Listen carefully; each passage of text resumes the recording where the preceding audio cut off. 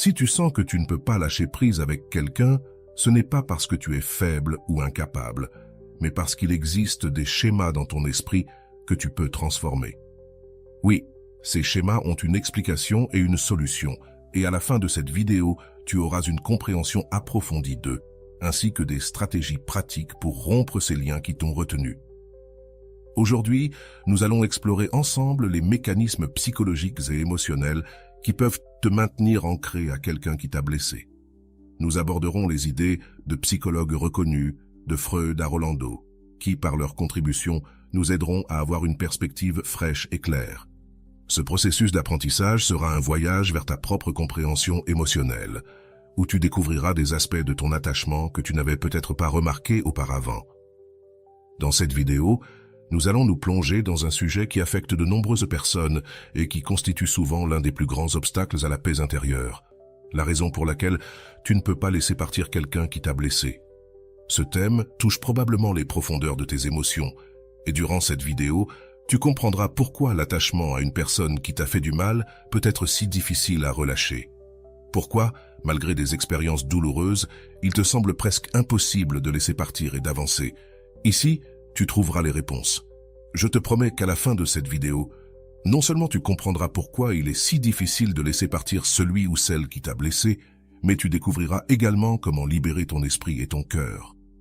De plus, je te donnerai des outils puissants pour commencer ce processus de guérison et enfin avancer vers un état de paix.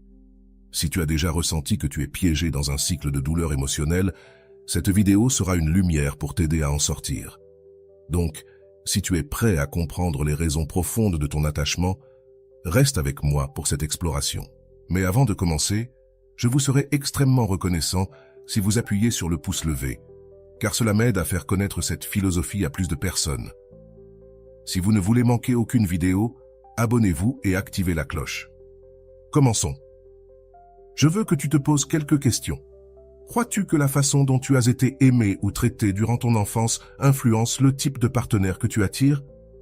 As-tu remarqué que d'une certaine manière, les personnes que tu choisis reflètent des aspects des relations que tu as vécues durant tes premières années? Pense à cette personne dont il te coûte tant de te détacher, celle qui semble avoir un lien invisible avec toi, malgré la douleur qu'elle peut te causer. Quelle connexion existe-t-il entre ce lien actuel et la façon dont tu t'es lié à tes parents ou à des figures importantes de ton enfance? Si tu n'y avais pas pensé jusqu'à présent, prépare-toi, car ce que je vais te dire pourrait te faire réfléchir. La revanche de l'enfance peut être plus réelle que ce que nous pensons. Les expériences que nous vivons dans nos premières étapes de vie, surtout celles qui sont difficiles ou traumatisantes, finissent par façonner notre perception de la réalité et nos relations affectives.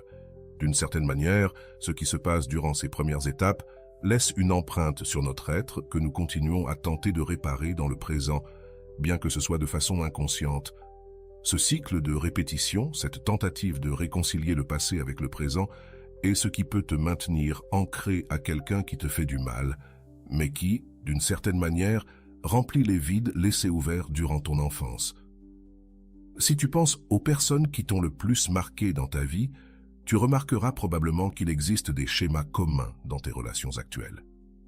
Robin Norwood, dans son ouvrage « Les femmes qui aiment trop », décrit comment les expériences non résolues de l'enfance, telles que le rejet ou le manque d'attention, nous conduisent à rechercher, dans notre vie adulte, des relations qui reproduisent ces mêmes dynamiques, comme si nous essayions de trouver une solution que nous n'avons jamais eue dans le passé. Ce schéma de répétition n'est pas exclusif à une seule étape de la vie. En fait, il peut surgir de relations avec des personnes significatives à tout âge. Cependant, beaucoup de ces conflits remontent à notre relation avec nos parents. Pour certains, les blessures émotionnelles proviennent de la figure maternelle ou paternelle, ce qui se traduit ensuite par la recherche de liens avec des personnes qui évoquent ces aspects non résolus, tentant de combler ce vide qui reste sans fermeture. Par exemple, si tu as grandi avec une mère absente ou distante, il est probable qu'à l'âge adulte, tu te sentes attiré par des partenaires qui reproduisent cette froideur ou ce détachement émotionnel. Cette connexion inconsciente est ce que Robin Norwood a décrit comme l'amour qui fait mal. Une addiction aux relations où le rejet ou l'indifférence active nos peurs et nos manques les plus profonds. C'est comme si l'inconscient croyait que si nous parvenions à faire en sorte que cette personne nous aime, nous guéririons enfin notre enfance. D'autre part, lorsque la figure paternelle ou maternelle était autoritaire ou contrôlante, l'impact sur notre personnalité peut être très marqué. Celui qui a grandi sous l'ombre de cette domination a tendance à minimiser son moi intérieur, adoptant un rôle soumis face à ses partenaires. À l'âge adulte, on recherche des relations où l'autre exerce un contrôle similaire, reproduisant cette dynamique de mission et de domination vécue durant l'enfance. Ce cycle peut être douloureux, mais il est également incroyablement difficile à briser sans une profonde autoconscience. Le comportement autosuffisant, par exemple, est souvent une réponse à une figure maternelle ou paternelle absente. Dans de nombreux cas, si l'un des parents s'est désengagé émotionnellement, l'enfant peut grandir en assumant des rôles d'adulte et en prenant les rênes de responsabilité qui ne lui revenaient pas. Lorsque cette personne atteint l'âge adulte, elle peut trouver difficile de montrer sa vulnérabilité ou de faire pleinement confiance à son partenaire. L'autosuffisance devient alors un mécanisme de défense face à la peur de l'abandon. Dans des situations comme celle-ci, la personne peut trouver très compliqué de laisser partir quelqu'un qui active ces mêmes sentiments d'insécurité et de détachement, car au fond, elle essaie encore de guérir cette blessure infantile non résolue. Mais, comme le dirait Robin Norwood, c'est un effort vain que d'essayer de combler le vide du passé à travers une relation présente sans une exploration consciente de ses blessures. Ce cycle se répétera sans cesse. C'est ici qu'il faut commencer à se demander comment briser ces schémas qui sont devenus une partie de notre identité émotionnelle. Le premier pas consiste à identifier les besoins qui ont été ignorés ou réprimés durant ces années où nous étions enfants. Peut-être avons-nous cessé d'être des enfants au sens émotionnel, renonçant à nos émotions pour jouer un rôle. Peut-être as-tu adopté le rôle du protecteur ou de l'enfant mature, abandonnant ton besoin de soins et d'amour. En ignorant nos propres besoins, ces carences restent latentes, attendant d'être satisfaites dans une relation adulte. C'est l'un des motifs pour lesquels il est si difficile de se détacher d'une personne qui nous blesse. D'une certaine manière, cette personne incarne l'espoir de combler ces vides laissés par notre enfance. Cependant, en nous accrochant à ce type de relation, nous ne faisons que perpétuer le cycle de douleur. Robin Norwood explique que le premier pas pour rompre ce cycle est de reconnaître comment nos relations actuelles reflètent nos premières expériences affectives. Si nous parvenons à faire cette analyse de notre vie émotionnelle, nous pourrons commencer à voir clairement comment ces schémas agissent dans notre présent, nous empêchant d'avancer. En prenant conscience de ces schémas, tu peux commencer à guérir la racine de tes relations actuelles et enfin te libérer. Il est possible que tu te demandes comment commencer à guérir ces aspects de toi-même et éviter de tomber dans des relations qui répliquent ces schémas douloureux. La clé est de confronter ces blessures infantiles et de comprendre quelles émotions ou besoins tu as mis de côté en jouant un rôle qui ne te correspondait pas. C'est un processus difficile mais essentiel pour que tu puisses finalement rompre ces liens inconscients qui te retiennent dans le passé. À ce stade, il est important de mentionner une approche qui sera fondamentale dans l'étape suivante. La docteure Nicole Lara, dans l'une de ses vidéos, aborde comment guérir ces blessures périnatales et d'enfance qui sont restées ouvertes. Son travail t'aidera à comprendre les premières étapes que tu peux franchir pour te réconcilier avec ces expériences passées et alléger le poids émotionnel qu'elles entraînent. Nous explorerons plus en profondeur ces stratégies et comment tu peux les appliquer dans ta vie. Il y a 5 étapes pour guérir la blessure du père et nous allons les passer en revue maintenant. La première étape consiste à écrire une note ou une lettre à ton enfant intérieur. Tout d'abord, réfléchis à ton enfance et à toutes les expériences que tu as vécues, ainsi qu'aux choses dont tu avais besoin ou que tu voulais de ton père, mais que tu n'as jamais reçues. Prends un papier ou un carnet dans un endroit sûr et quelque chose pour écrire. Maintenant, utilise ta main non dominante. Si tu es droitier, utilise la gauche. Si tu es gaucher, utilise la droite. Fais-le sans te juger, sans censure, sans te soucier de l'apparence.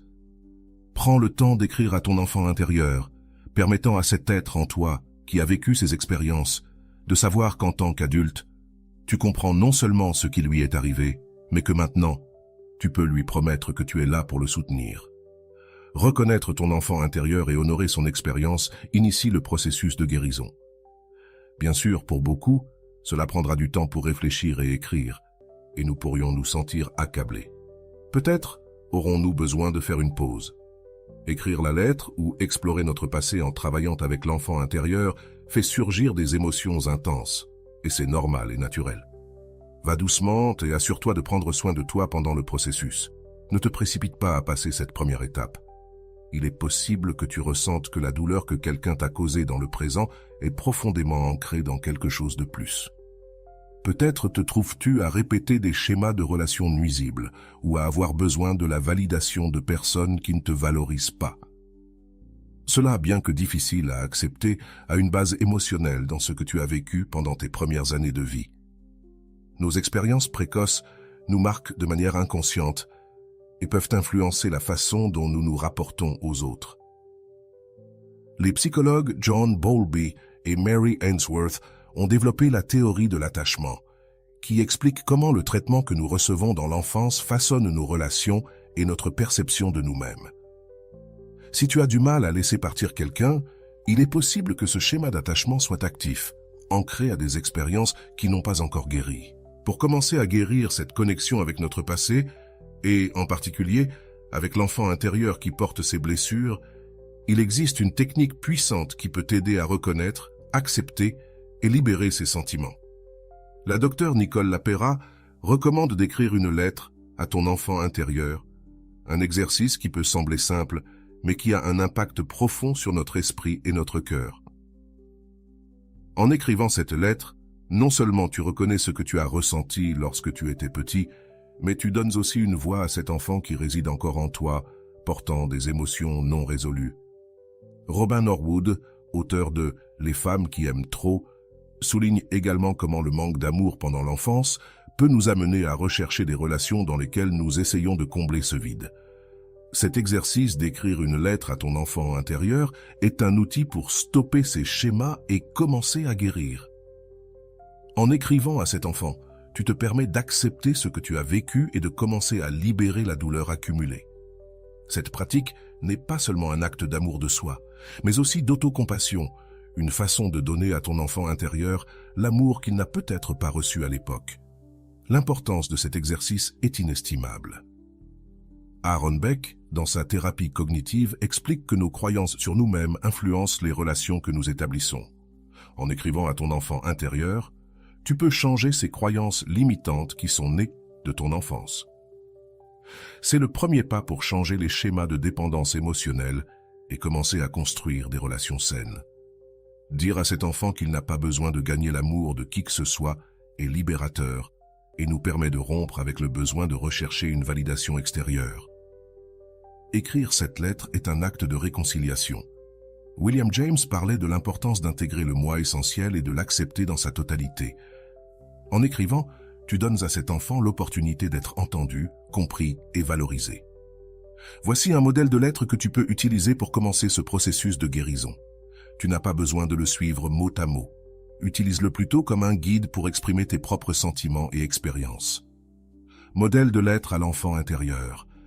Cher moi de l'enfance, je sais que tu as traversé de nombreux moments difficiles où tu as ressenti qu'il te manquait l'affection et la compréhension dont tu avais besoin. Je sais qu'à certains moments, personne ne te comprenait et que, bien que ce ne fût pas de ta faute, cela t'a fait te sentir seul et perdu. Parfois, tu as même pensé qu'il y avait quelque chose de mal en toi, que si tu étais meilleur ou différent, tu serais digne d'amour. Aujourd'hui, je veux te dire que ce n'était pas vrai, que tu as toujours été et es précieux. Je tiens à te présenter mes excuses, car en grandissant, j'ai oublié de t'écouter et de te valoriser comme tu le méritais. J'ai commencé à te juger, à penser que tu devais changer pour être accepté. Je me suis convaincu que tu étais faible, que tu ne t'intégrerais pas dans le monde, et au lieu de te soutenir, j'ai essayé de te façonner en quelque chose que je croyais que les autres accepteraient. Je me suis trompé. Aujourd'hui, je sais que tu n'as pas besoin de t'intégrer ni d'être différent de qui tu es. Aujourd'hui, je t'accepte et reconnais que chaque aspect de ton être est unique et mérite d'être valorisé. Je sais que cela te fait mal lorsque les gens ne reconnaissent pas ta valeur, lorsque personne ne voit à quel point tu es spécial. Je veux que tu saches que peu importe si personne ne t'a invité à ces fêtes, si personne ne t'a envoyé un message pour savoir comment tu allais, ou si parfois tu as ressenti que tu étais invisible. Rien de tout cela ne définit qui tu es, ni ce que tu vaux. Je veux que tu saches que pour moi, tu as toujours été suffisant. Je sais qu'auparavant, tu t'es accroché à des personnes qui ne te valorisaient pas parce que tu sentais que tu devais prouver que tu méritais d'être aimé. Je comprends que tu as sacrifié une partie de toi-même pour essayer de gagner l'acceptation des autres et je regrette que tu aies dû traverser cela. Aujourd'hui, je suis ici pour te dire que tu n'as plus à le faire. Tu n'en as plus besoin de lutter, ni essayer quoi que ce soit. Tu es précieux tel que tu es, et personne n'a le droit de te faire sentir le contraire, mon cher enfant. Aujourd'hui, je veux que tu saches que la douleur est terminée. Aujourd'hui, je te donne la liberté de vivre sans les fardeaux du passé. Tu n'as besoin de prouver quoi que ce soit à personne, car tu vaux beaucoup, même si personne ne te l'a dit auparavant. Je suis ici pour te le rappeler. Bien que le monde extérieur ne te le montre pas toujours, je sais que tu es suffisant et que tu le seras toujours. Aujourd'hui, nous allons laisser le passé derrière nous et marcher ensemble vers une vie où tu te sentiras complet et en paix. Fin de la lettre. Cette lettre est un modèle que tu peux utiliser pour te connecter avec ton enfant intérieur et commencer le processus de guérison de ces blessures que tu portes. Selon Carl Rogers, cet acte d'acceptation inconditionnelle est essentiel pour la croissance personnelle. En écrivant cette lettre, tu ne donnes pas seulement à ton enfant intérieur l'amour dont il a besoin, mais tu te donnes aussi la permission de laisser partir la douleur qui a été présente dans tes relations actuelles. Écrire une lettre comme celle-ci permet à l'autocompassion de remonter à la surface, quelque chose qui peut être transformateur. Lorsque tu comprends ton enfant intérieur et que tu lui donnes l'amour qu'il n'a jamais reçu, tu reconstruis ta relation avec toi-même. En d'autres termes, Abraham Maslow, ce chemin mène à l'autoréalisation et à la paix intérieure. En guérissant cette partie de toi, tu commences à cesser de chercher la validation chez les autres et à construire des relations plus saines et équilibrées. N'oublie pas que guérir n'est pas un processus immédiat, c'est un voyage. La psychologue Elizabeth Loftus nous parle du pouvoir des souvenirs et de la manière dont ceux-ci influencent nos émotions et comportements présents. En écrivant cette lettre, tu transformes ces souvenirs, leur donnant une nouvelle signification et te permettant d'avancer vers l'avenir avec une base émotionnelle plus solide. C'est le premier pas pour briser les schémas d'attachement qui peuvent te limiter. En guérissant ta relation avec toi-même, tu ouvres la porte à une vie émotionnelle plus saine et libre des fardeaux du passé. As-tu déjà ressenti que certains aspects de ton enfance affectent encore ta vie actuelle? Sens-tu qu'il y a des sentiments ou des situations qui sont restés inachevés et qui continuent à résonner comme des échos du passé, t'empêchant d'avancer? Tu as peut-être remarqué cela dans la manière dont tu te relèves avec les autres, dans ta réaction face au rejet ou à l'abandon, ou dans le fait qu'à certaines occasions, tu cherches une validation externe pour te sentir précieux. Cela a-t-il un sens pour toi? Ces questions sont fondamentales pour comprendre comment l'enfant intérieur influence tes décisions et émotions actuelles. Que te dirait ton enfant intérieur si tu pouvais l'écouter maintenant? Imagine que cet enfant est toujours là, attendant que quelqu'un le valorise, l'écoute et le valide. Ce processus de reconnexion avec ton enfant intérieur est essentiel pour libérer les émotions qui n'ont pas pu être exprimées ni comprises à leur époque. Selon Carl Rogers, l'un des pères de la psychologie humaniste, l'acceptation inconditionnelle est la clé de la croissance personnelle. Il suggère qu'en acceptant chaque partie de nous-mêmes, y compris l'enfant intérieur, nous commençons un voyage vers l'autoréalisation et le bien-être émotionnel. Pourquoi est-il important de valider cet enfant que tu étais? Beaucoup d'entre nous portent un fardeau de culpabilité, de rejet ou de honte qui ne nous appartient pas. En regardant en arrière, nous pouvons constater que ces émotions sont le résultat d'expériences où nous n'avons pas pu exprimer ce que nous ressentions ou, d'une manière ou d'une autre, nous avons appris que nos sentiments n'étaient pas importants. Mais que se passerait-il si tu commençais à voir cet enfant avec compassion et sans jugement?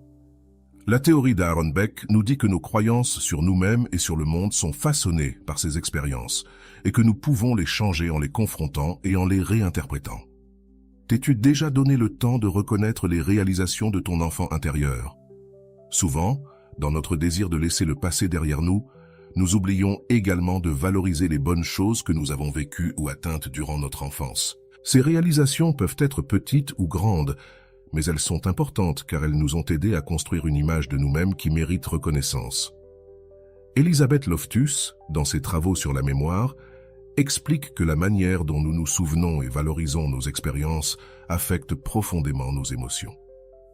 En mettant en valeur ces réalisations, tu donnes à cet enfant intérieur la reconnaissance qu'il n'a peut-être jamais reçue.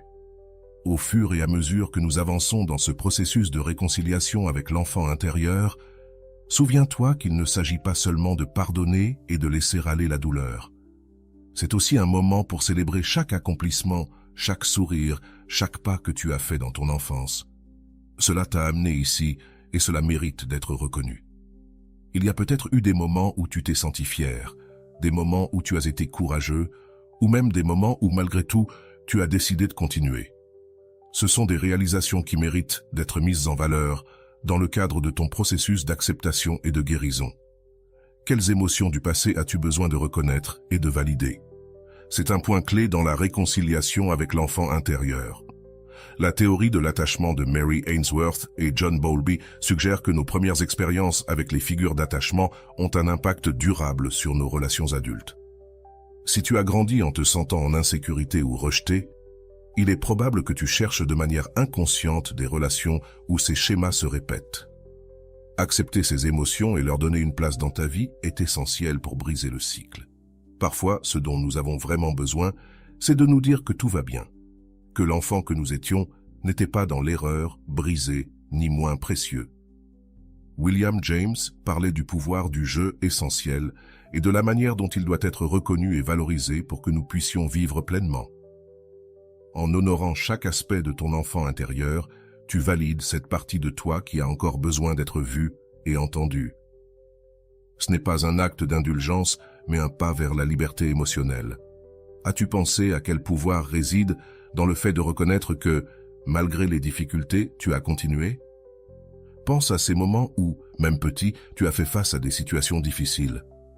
En valorisant ces réalisations, tu renforces l'idée que, même dans les moments les plus sombres, ta résilience t'a permis de continuer d'avancer. C'est une leçon puissante pour ton enfant intérieur et pour toi-même.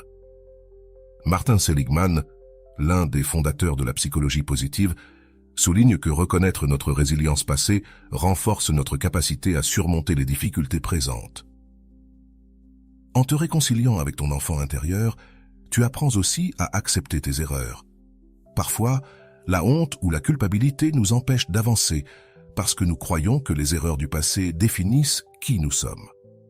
Cependant, selon les mots de Carl Rogers, la véritable croissance personnelle se produit lorsque nous acceptons chaque partie de nous, y compris nos erreurs. En disant à ton enfant intérieur qu'il est normal d'avoir fait des erreurs, tu lui donnes la permission de se libérer de la culpabilité et de commencer à guérir. Tu es arrivé à comprendre que ton enfant intérieur ne cherchait que l'amour et l'acceptation. En regardant en arrière, tu peux réaliser que beaucoup de tes actions et décisions étaient motivées par ce désir d'être aimé et accepté. La théorie du docteur. Frankl sur le sens de la vie nous rappelle que nous avons tous besoin de sentir que nous sommes aimés par quelqu'un. En reconnaissant ce désir en ton enfant intérieur, tu lui donnes une place précieuse dans ta vie actuelle, lui permettant de se reposer et de se libérer de la pression de chercher validation. À la fin de ce processus, souviens-toi que tu n'as pas besoin de changer ce que tu étais pour être accepté. Ce dont tu as besoin, c'est d'accepter chaque partie de toi-même sans jugement ni attente. En te réconciliant avec ton enfant intérieur, tu fermes une étape et ouvres une nouvelle porte vers la liberté émotionnelle.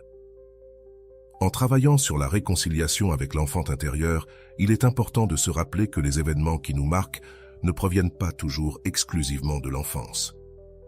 Parfois, des expériences difficiles de notre adolescence, de notre jeunesse ou de notre vie adulte peuvent également engendrer des blessures profondes. Ces expériences laissent une empreinte émotionnelle qui, si elle n'est pas reconnue, peut nous amener à développer des schémas toxiques. La réconciliation avec notre passé englobe donc chaque étape où ces traumatismes ont pu se produire et nécessite une acceptation totale de nous-mêmes et de nos expériences, quel que soit l'âge à laquelle elles se sont produites. Il est courant que les expériences douloureuses se répètent dans notre vie si nous ne leur avons pas donné une résolution émotionnelle adéquate. Cette répétition, selon Freud, est une manière dont l'inconscient essaie de réparer la blessure d'origine. Nous nous retrouvons encore et encore dans des relations ou des situations qui reflètent ces traumatismes que nous n'avons pas guéris. En pardonnant nos erreurs passées et en acceptant nos hontes ou regrets, nous commençons à nous libérer de ce fardeau émotionnel qui nous amène à répéter des schémas de manière inconsciente.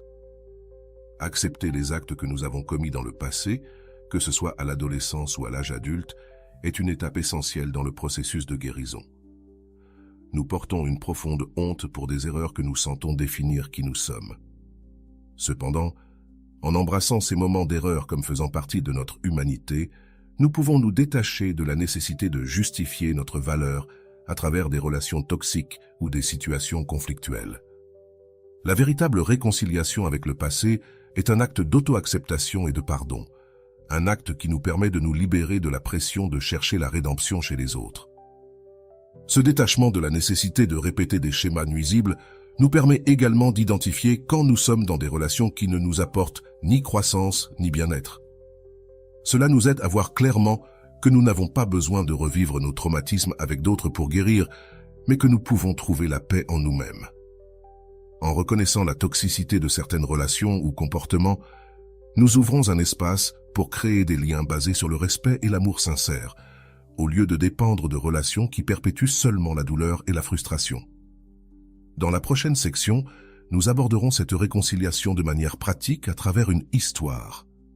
À travers cette histoire, nous verrons comment ces enseignements et concepts prennent vie dans la réalité et comment le processus d'acceptation et de pardon envers l'enfant intérieur peut transformer notre façon de nous relier aux autres.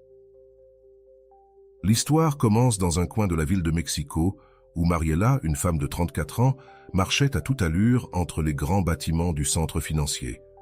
Sa vie s'était écoulée dans une routine stricte qui s'étendait au-delà des horaires de bureau. Elle travaillait comme responsable des ventes dans l'une des entreprises les plus prestigieuses de la ville et avait réussi à gravir les échelons avec effort et sacrifice, ce qui, pour elle, représentait un mélange de fierté et de devoir. Cependant, il y avait quelque chose qui pesait dans chaque pas de Mariela, un secret qu'elle portait avec elle, sa relation avec son patron, une figure redoutée et respectée dans l'entreprise. Mariela, grande et mince, avec des cheveux foncés et raides tombant sur ses épaules, s'habillait toujours avec des costumes impeccables et élégants, un style qu'elle considérait crucial pour impressionner Fernando, son patron et amant, un homme puissant et contrôlant. Elle faisait tout pour être à la hauteur des attentes qu'il avait, convaincue que sa valeur dépendait de ce qu'il pensait. Dès les premières heures de la journée, Mariela consacrait du temps à choisir sa tenue, s'assurant que le maquillage et chaque détail soient en place. Son but n'était pas seulement le travail, elle voulait avant tout capter l'attention de Fernando.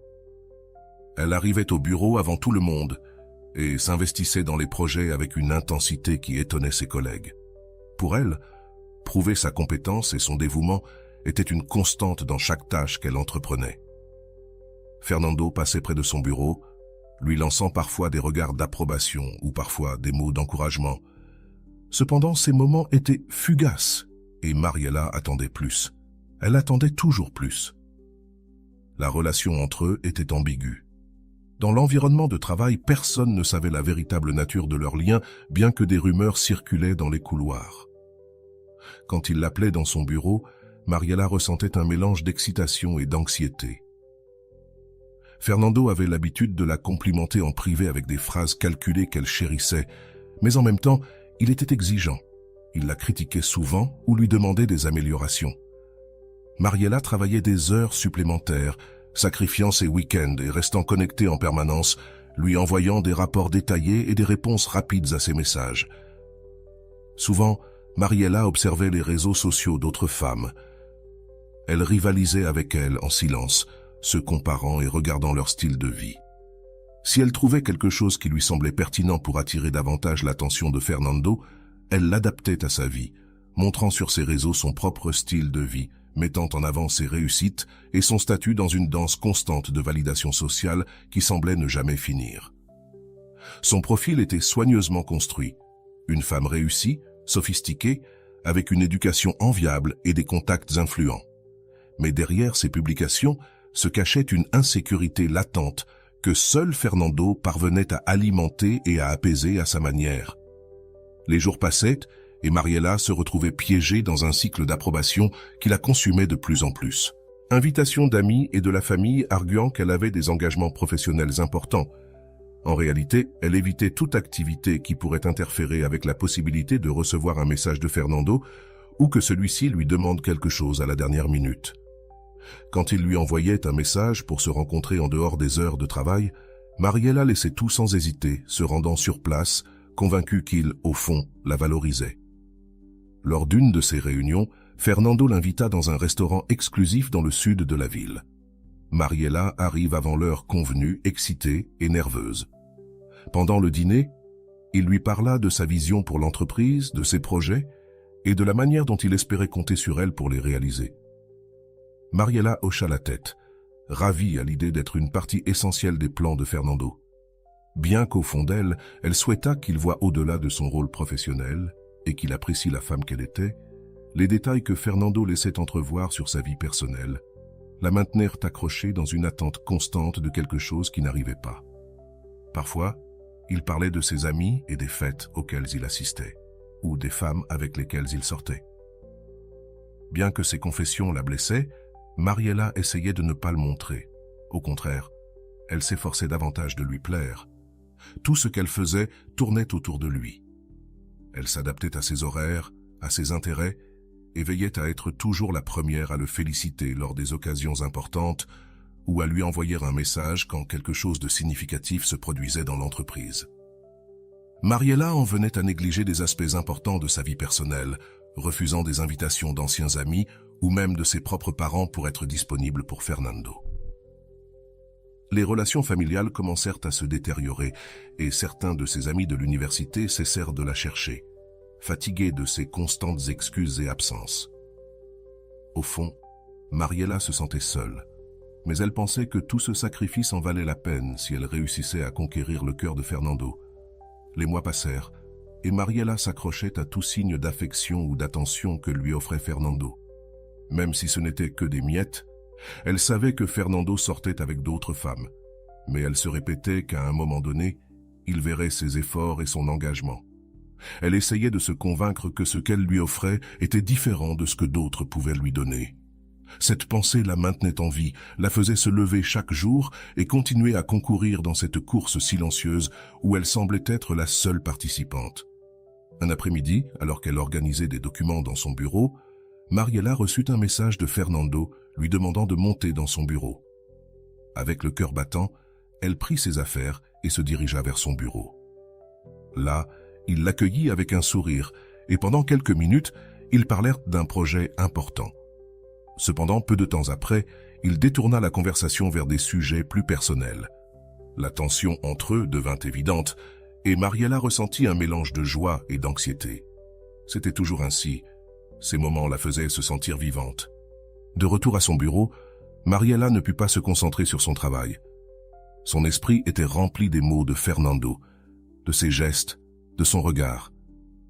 Elle se sentait spéciale, même si elle savait au fond d'elle qu'il ne s'engageait pas et ne lui donnait pas ce qu'elle désirait vraiment. Mais Mariela continuait d'espérer, accrochée à l'illusion qu'un jour, il changerait, qu'il la verrait avec les yeux qu'elle désirait. À la fin de la journée, en consultant son téléphone, elle remarqua que Fernando avait publié une photo avec une autre femme. Son estomac se noua et une sensation de colère et de tristesse l'envahit. Ce n'était pas la première fois que cela se produisait, mais Mariela trouvait toujours une justification pour continuer, pour ne pas rompre avec lui. Pourtant, la tristesse était inévitable, et cette nuit-là, elle rentra chez elle en se sentant plus seule que jamais. Une fois chez elle, Mariela s'assit devant le miroir, observant son propre reflet. La fatigue était évidente, mais au-delà de cela, elle pouvait voir une tristesse qu'elle essayait de cacher. La situation avec Fernando commençait à peser plus qu'elle n'était prête à l'admettre, et pourtant, son esprit lui disait qu'elle devait continuer à essayer, que peut-être tous ses efforts et sacrifices porteraient leurs fruits. Mariela se levait chaque jour avec la conviction qu'elle devait gagner la reconnaissance de Fernando. Peu importait si ses efforts semblaient vains, ou si, au fond, elle se sentait vide. L'important était de remplir une mission qu'elle s'était imposée depuis petite, être la meilleure. Elle avait grandi dans une famille où les réussites académiques et un comportement irréprochable étaient le seul chemin vers l'acceptation. Ses parents étaient sérieux, réservés et stricts, et leurs conversations avec elle, rares, étaient les mots d'affection. À la place, il y avait toujours un rappel qu'elle devait redoubler d'efforts. C'était le type d'éducation qui mettait la perfection sur un piédestal, où toute erreur était considérée comme un échec du caractère. Elle se rappelait de ces années d'école où elle s'imposait d'être la meilleure en tout. Ses parents ne toléraient pas un bienfait médiocre. Pour eux, tout devait être exceptionnel. Si elle obtenait la 2e place lors d'une compétition ou un 9 au lieu d'un 10, ses parents la regardaient avec mépris. Son père, en particulier, avait une expression rigide qu'elle apprit à craindre. Chaque fois qu'on lui remettait un prix, elle levait les yeux à la recherche d'une lueur de fierté dans son regard, mais ne trouvait que la même neutralité, comme si rien n'était jamais suffisant. Cette froideur a marqué sa vie.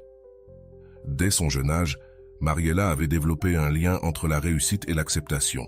Seulement en étant la meilleure, elle se sentait à sa place dans le monde. Devenus adultes, ce schéma demeurait latent. Chaque réussite professionnelle et chaque sacrifice personnel était orienté vers l'obtention de l'approbation des autres.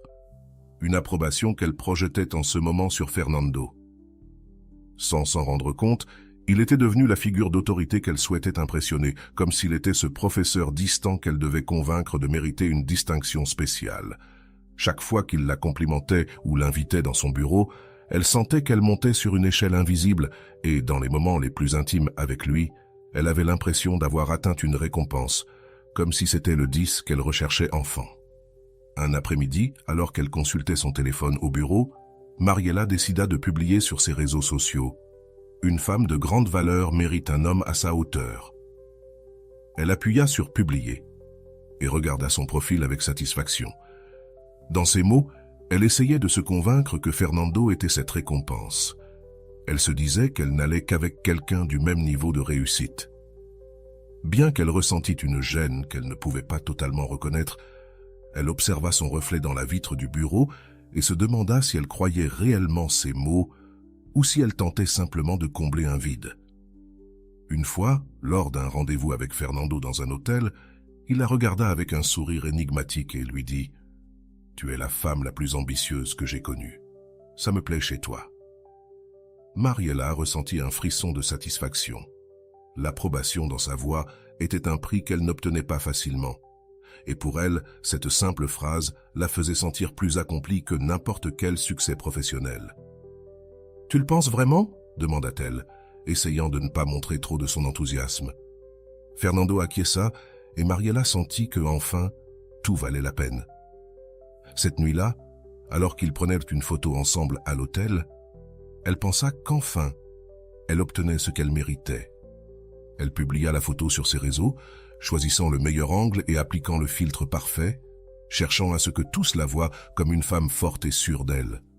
Pourtant, au fond, chaque « j'aime » lui rappelait qu'elle cherchait toujours une approbation qui ne semblait jamais suffisante. Mariella remarqua l'arrivée de la nouvelle employée dès qu'elle entra dans le bureau. Daniela, une femme jeune, fraîche et sûre d'elle, irradiait un charisme qui attirait l'attention de tous. Dès son premier jour, il semblait que tous les regards, y compris ceux de Fernando, étaient tournés vers elle. Mariella ressentit une douleur dans la poitrine, en voyant comment Fernando l'accueillait avec un sourire chaleureux et attentif, quelque chose qu'il offrait rarement à quiconque. Les jours passèrent et Daniela commença à se distinguer dans ses tâches, montrant une capacité innée à attirer des clients et à conclure des accords en un temps record. En peu de temps, Fernando commença à faire des commentaires sur l'excellent travail de Daniela lors des réunions. « Daniela a beaucoup de potentiel », dit-il un jour, lançant à Mariella un regard fugace qui semblait lui dire qu'elle aussi devrait redoubler d'efforts. Ce bref regard suffit à éveiller en Mariella une inquiétude qui se transforma rapidement en anxiété. Elle commença à travailler jusqu'à tard dans la nuit, appelant de nouveaux clients, préparant des propositions détaillées et s'assurant d'être toujours disponible pour tout ce dont Fernando avait besoin. Pourtant, Fernando reconnaissait à peine ses efforts. Un après-midi, En passant devant le bureau de Fernando, Mariela entendit son rire venant de l'intérieur. Elle jeta un coup d'œil par la porte entrebâillée et vit Daniela assise en face de lui, parlant avec enthousiasme pendant que Fernando l'écoutait avec intérêt. Mariela sentit un nœud dans l'estomac, un mélange de jalousie et de colère qu'elle ne pouvait pas contrôler. Cela ne peut pas être en train de se produire, pensa-t-elle. Toutes les fois qu'elle avait été dans ce même endroit à essayer d'attirer l'attention de Fernando, chaque fois que Fernando se trouvait avec Mariela, ses éloges semblaient de plus en plus rares et distants. Bien qu'elle redoublait d'efforts en fermant des contrats importants pour l'entreprise, Fernando continuait à louer les réussites de Daniela en public. Mariela tentait de maintenir une attitude indifférente, mais à l'intérieur, chaque mot de Fernando se plantait profondément en elle, attaquant directement son estime de soi. C'était comme si toute la sécurité qu'elle avait construite s'effondrait devant la présence de cette jeune femme qui occupait maintenant la place qu'elle avait eue jusqu'à peu. Les réseaux sociaux devenaient un refuge amer. Mariela publiait des photos avec des messages sur sa valeur et son succès, essayant de projeter une image de contrôle. Pourtant, elle se sentait plus exclue que jamais. Un jour, en parcourant son fil d'actualité, elle vit une publication de Daniela avec Fernando, où ils apparaissaient tous deux souriant largement. L'image était inoffensive pour quiconque la voyait, mais pour Mariela, elle représentait un coup direct. Cette photo était une confirmation qu'elle avait été remplacée. Dans une ultime manœuvre pour récupérer sa position, Mariela décida d'organiser une réunion importante avec un client potentiel qui pourrait générer de grands revenus pour l'entreprise. Elle mit tout son cœur à préparer chaque détail, persuadée que si elle parvenait à conclure ce contrat, Fernando la reverrait comme avant. La réunion fut un succès. Le client impressionné accepta de signer un contrat millionnaire. Mariela rentra au bureau, excitée, espérant recevoir au moins des félicitations de la part de Fernando. Cependant, lorsqu'elle lui parla de l'accord, il se limita à hocher la tête et à lui dire d'un ton inattendu « Bon travail !» Le cœur de Mariela se mit à sombrer en entendant ces mots si vides et distants. Il n'y avait aucune trace de la chaleur qu'elle avait jadis perçue. Fernando la regarda juste un moment de plus avant de reprendre son travail, comme si ce que Mariela avait accompli n'était qu'une tâche parmi tant d'autres. Le véritable coup arriva quelques jours plus tard lorsqu'elle vit une publication de Daniela sur les réseaux sociaux. La jeune femme avait partagé une photo dans un restaurant élégant où, bien qu'elle n'ait pas été en compagnie de Fernando, le contexte et les mots laissaient entendre qu'ils étaient ensemble. Mariela comprit alors qu'il avait choisi Daniela pour occuper la place qu'elle avait tant essayé de préserver. C'était comme si un rideau de réalité tombait devant ses yeux, lui montrant ce qu'elle avait jusqu'alors refusé de voir. Elle n'avait été qu'une de plus dans la liste de Fernando, quelqu'un qu'il pouvait remplacer facilement. Elle se remémora les promesses de Fernando concernant son divorce, ses paroles pleines de faux espoirs, lui disant que cette fois-ci, c'était réel. Mais à chaque fois, ses promesses restèrent vides. Elle avait toujours voulu croire que, malgré tout, il la choisissait, elle. Mais maintenant, en voyant comment il portait son attention sur Daniela sans aucun remords, Mariela se rendit compte que toutes ses promesses n'avaient été que des mots vides. Cette nuit-là, elle rentra chez elle et s'assit au bord de son lit, regardant le vide. Elle se sentit comme une petite fille qui s'était efforcée en vain de gagner l'amour de quelqu'un qui n'avait jamais vraiment été intéressé.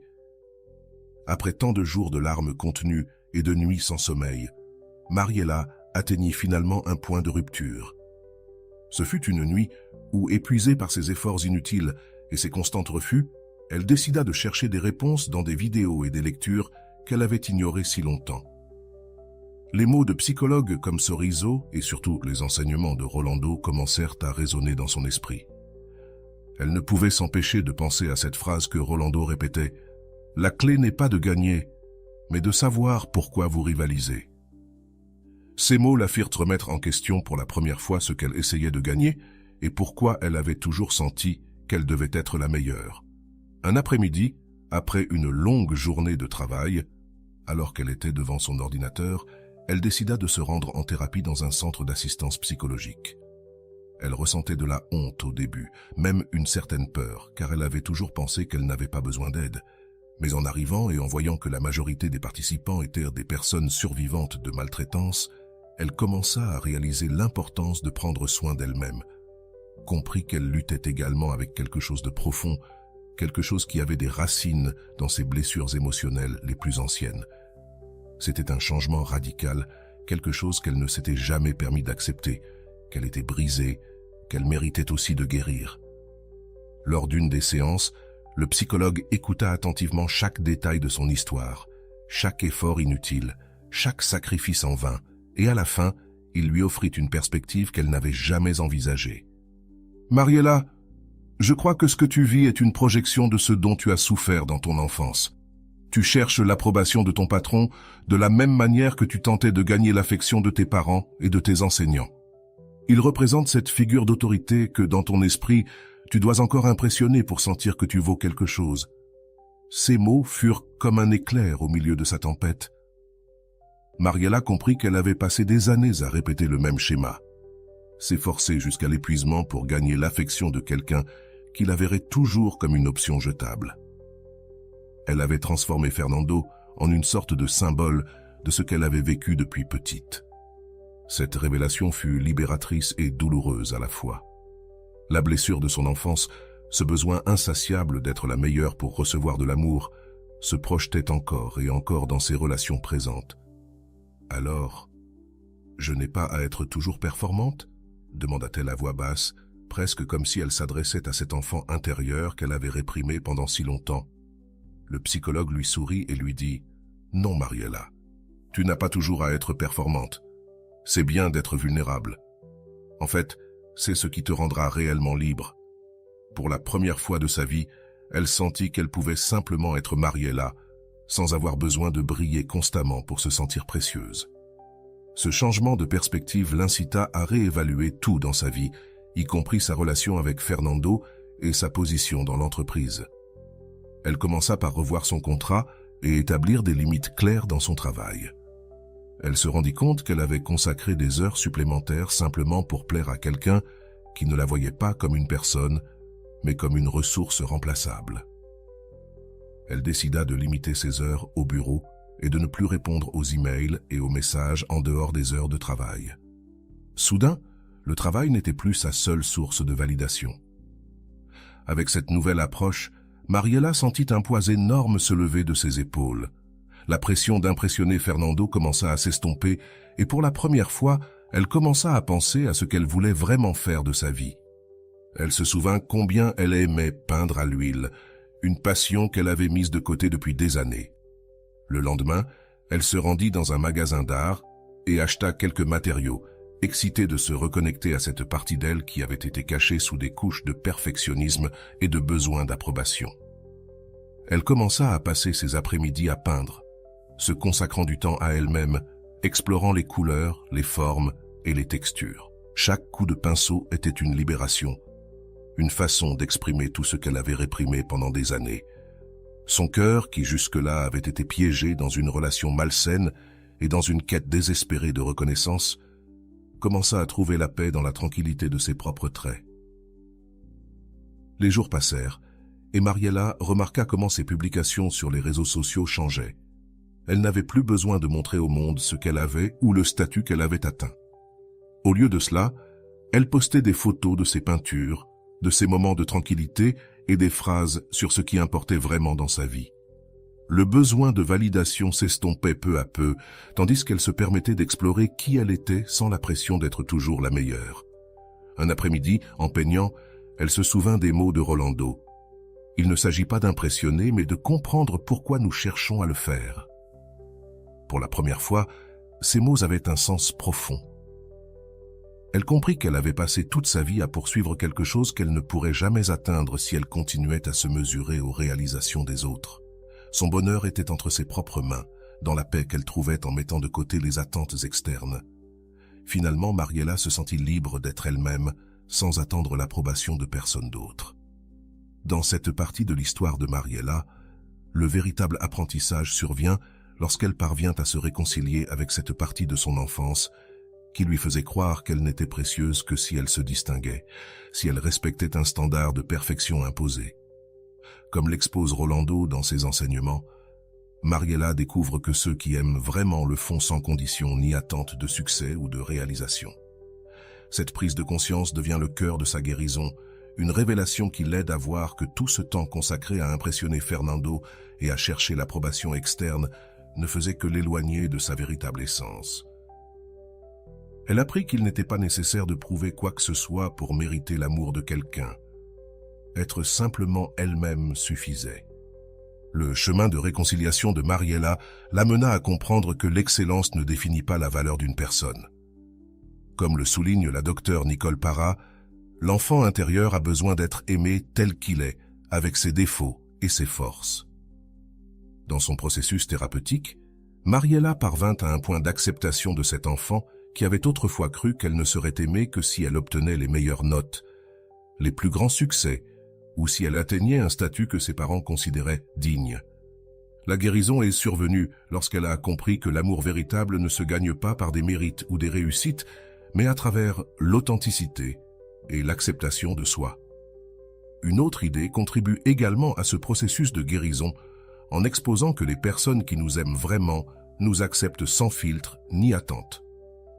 Mariela a compris que chercher à être toujours la femme de haut statut était un masque qu'elle utilisait pour compenser son insécurité, cette voix intérieure qui lui disait qu'elle n'était pas à la hauteur. En laissant aller ce besoin, elle a compris que ceux qui l'aimeraient le feraient, qu'elle soit une cadre accomplie ou une simple travailleuse. Cette notion l'a libérée du fardeau d'essayer d'être parfaite, lui permettant d'être vulnérable et ouverte à recevoir de l'amour de manière authentique, sans prétention ni attentes irréalistes. Au fur et à mesure qu'elle approfondissait sa connaissance de soi, elle a commencé à comprendre qu'il n'était pas nécessaire de rivaliser pour un statut, des possessions ou des revenus pour être aimée. En réfléchissant aux enseignements de Goi Koekea, elle a vu que l'amour véritable ne repose pas sur la quantité de biens matériels ou de succès professionnels que quelqu'un possède. Cette leçon lui a permis de se libérer de la pression de paraître sur les réseaux sociaux, de publier des photos et des réussites dans le but d'impressionner. Elle a compris que sa valeur propre ne réside pas dans les objets que l'on possède, ni dans les succès que l'on exhibe, mais dans l'authenticité de qui elle est, indépendamment de la façon dont la société peut la valoriser. Cette transformation l'a également aidé à cesser de chercher à obtenir l'attention et l'approbation de Fernando ou de toute autre figure d'autorité. Goi Koekea affirme que l'amour n'est pas un prix à gagner, mais un cadeau à recevoir de celui qui voit en vous une valeur intrinsèque.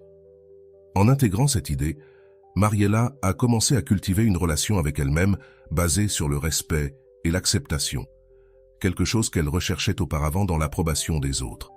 Sa valeur ne résidait pas dans les reconnaissances, ni dans les positions de pouvoir qu'elle pouvait atteindre, mais dans sa capacité à se connecter avec sa véritable essence. Ce processus de connaissance de soi lui a fait rappeler ces mots de la Pera sur le pardon de l'enfant intérieur.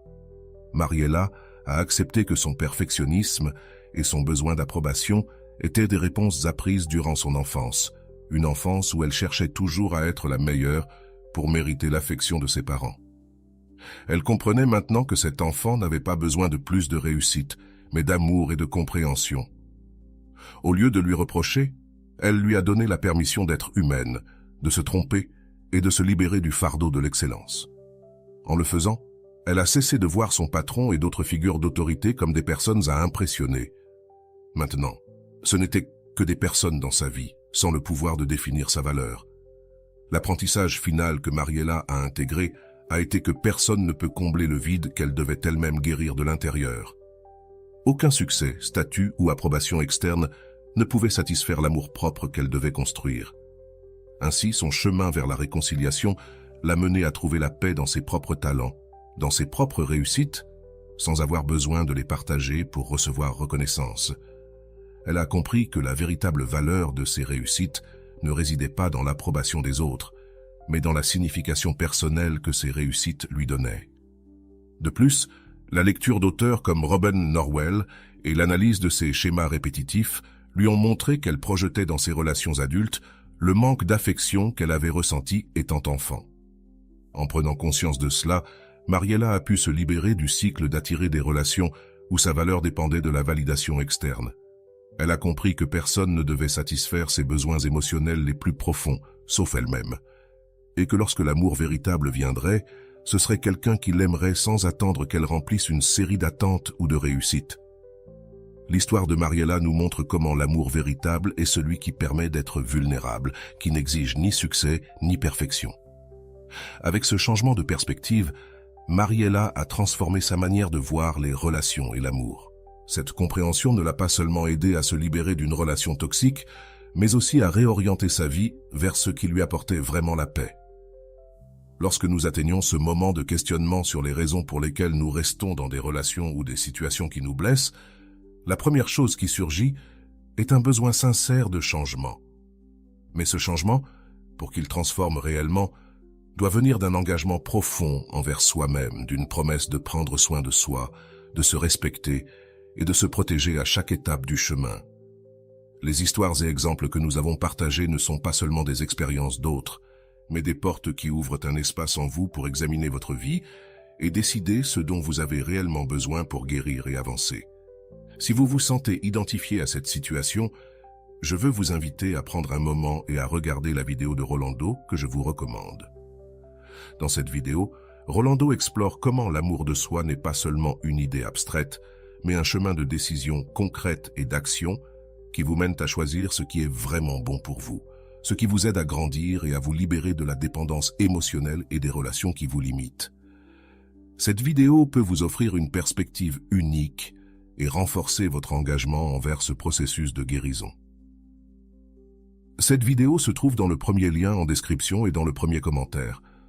L'autre jour, j'étais en vidéoconférence avec un ami et il m'a fait comprendre à quel point notre langage doit être soigneusement utilisé avec chaque mot que nous lâchons, car ils peuvent soit nous aider à valoriser ce que nous sommes déjà, soit ruiner notre perception de nous-mêmes. Je vais vous expliquer pourquoi. Cela fait presque 90 jours que je réalise un défi personnel appelé « Mode moine », qui implique de me lever tôt, de faire de l'exercice, d'avoir une alimentation saine et de maintenir mes habitudes de manière constante. Ce que j'avais dit à cet ami, c'est que la veille, je n'avais pas tenu ma promesse de me lever à 6h30 du matin. Pour cette raison, j'ai engagé un processus de réconciliation avec moi-même, promettant de tenir ma parole.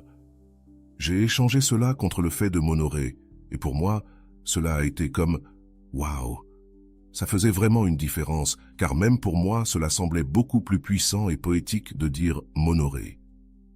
S'honorer implique de se traiter avec excellence. Tenir sa parole, en revanche, peut venir d'un sentiment d'obligation. À quel point la relation que vous avez avec vous-même peut-elle s'améliorer juste en changeant un mot dans votre vocabulaire intérieur? Et dites-moi, aujourd'hui, allez-vous tenir votre promesse ou l'honorer? J'aimerais beaucoup savoir. Maintenant, quand vous décidez d'appliquer ces enseignements dans votre vie, de nombreuses questions surgissent. Que êtes-vous prêt à faire pour vous libérer de ces schémas? Quelles choses, personnes ou relations êtes-vous prêt à laisser derrière vous pour protéger votre paix? Cela peut être difficile au début et vous pouvez même ressentir de la résistance, mais voici le secret. Chaque petit pas compte. Au lieu d'essayer de tout changer d'un coup, commencez par de petites actions qui vous permettront de cultiver une relation solide et aimante avec vous-même. Comment pouvez-vous vous accorder un espace quotidien pour réfléchir et vous remercier pour les réalisations que vous obtenez, aussi petites soient-elles? Posez-vous également la question, de quelle manière avez-vous permis à la validation externe de définir votre valeur? Combien de fois avez-vous cherché l'approbation des autres au lieu de vous écouter vous-même? Lorsque vous commencez à observer cela, l'étape suivante consiste à travailler à la construction d'une source interne d'amour et de reconnaissance. Une source qui ne dépend pas de l'opinion des autres, mais de ce que vous ressentez et pensez réellement de vous-même. Ce processus n'est pas facile, mais il vous rapprochera de la paix et de relations plus saines, où votre valeur ne dépend pas d'être quelqu'un que vous n'êtes pas. Maintenant, considérez ce qui suit. Quelles activités, loisirs ou objectifs avez-vous mis de côté parce que vous ne pensiez pas qu'ils valèrent la peine sans reconnaissance externe? Se reconnecter à ce qui vous rend vraiment heureux, indépendamment de la validation, est l'une des manières les plus puissantes de construire une base solide d'amour de soi. Que pouvez-vous faire aujourd'hui pour vous rapprocher de cette partie authentique de vous, de cette version de vous qui n'a pas besoin d'approbation, mais seulement d'un espace pour s'exprimer. Si ce contenu a résonné avec vous, je vous invite à vous abonner pour que nous puissions continuer à explorer ces thèmes et à trouver des outils qui nous permettent de vivre pleinement. Partagez dans les commentaires quel enseignement vous a le plus touché et comment vous allez l'appliquer dans votre vie. N'oubliez pas que chaque commentaire est une opportunité d'apprendre et de grandir ensemble en tant que communauté.